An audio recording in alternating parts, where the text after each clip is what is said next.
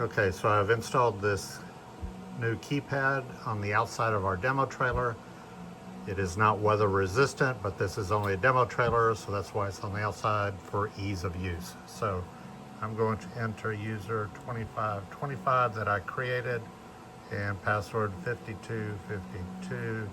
Hit the arm button,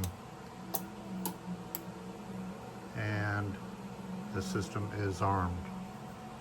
And I'm going to 2525 and 5252,